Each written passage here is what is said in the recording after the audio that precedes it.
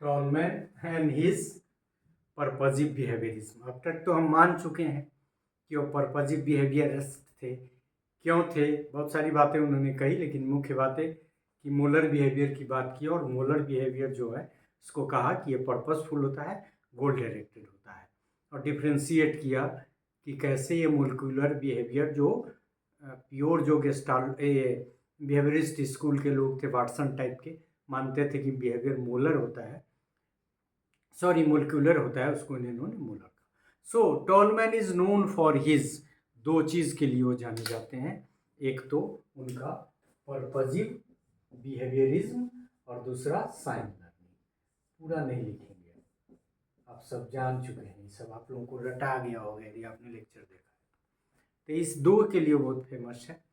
In his book, चर्चा हम कर चुके हैं, purposive behaviour in animals and man, published in 1937, he has outlined his system। अब पता नहीं वहाँ हमने 1932 लिखा था या 1937, यदि डेट में कोई डिफरेंस हो तो you can verify it.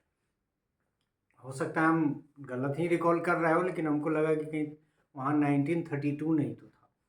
He has stressed psychology as the study of behavior and accepted the definition of behavior as a stimulus response behavior। यहाँ तक तो वही बिहेवियरिस्ट का ही कंसेप्ट है। Through though he rejected Watson way of interpreting behaviour by what he called his way premature neurologizing. उनके जो way of representation था उसको उन्होंने कहा कि प्रीमैच्योर न्यूरोलाइजिंग है।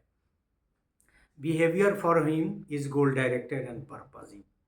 यही मेन चीज़ वही है कि गोल डायरेक्टेड का मतलब है पर्पजिव एंड पर्पजिव का मतलब है goal directed. Due to this reason he named his system as an objective behaviouristic पर्पजिविज्म।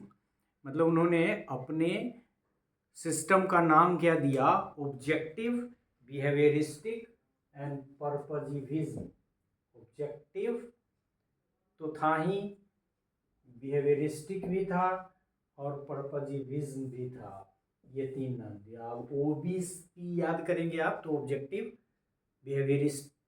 Behaviouristic and purposivism या purposivist. His theory is also known as sign gestalt, ये भी उनका नाम है, साइन गेस्टाल्ट या साइन सिग्निफिकेंस, ये वर्ड लिख देते हैं, सिग्निफिकेंस। और फिर कॉग्निटिव और एक्सपेक्टेंसी थ्योरी, कई नाम है। So his theory is also known as sign gestalt, sign significate पूरा लिख ही देते हैं, sign gestalt, sign significate, cognitive और एक्सपेक्टेंसी थ्योरी। एक्सपेक्टेंसी पर उनका एक एक्सपेरिमेंट भी है, वहाँ और क्लियर होगा कि जैसे इंडिविजुअल कैसे एक्सपेक्ट करता है, और वो जो कंसेप्ट कैथेटिक्स का दिया है वो भी एक्सपेक्टेंसी से ही रिलेटेड, वो भी कंसेप्ट मिलता जुलता है, आगे और चर्चा होगी। He derived idea of purposive behaviour from McDougall, हमने वहाँ चर्चा भी कर दी, McDougall psychology, but at the same time he rejected McDougall's theory of instinct. McDougall के वो पर्पजिव बिहेवियर के कंसेप्ट को तो माना, लेकिन इंस्टिंक्ट के थ्योरी को उन्होंने नहीं माना।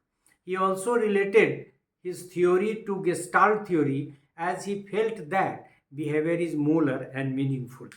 मतलब मोलर बिहेवियर का कंसेप्ट हम एक्सप्लेन कर चुके हैं, इसीलिए चूंकि उन्होंने माना कि बिहेवियर मोलर है, गोल डायरेक्टेड है, पर्पसफुल है, इसलिए वो गेस्टाल्ट थ्योरी को भी मानते थे और ये गेस्टाल्ट थ्योरी का भी कंसेप्ट है।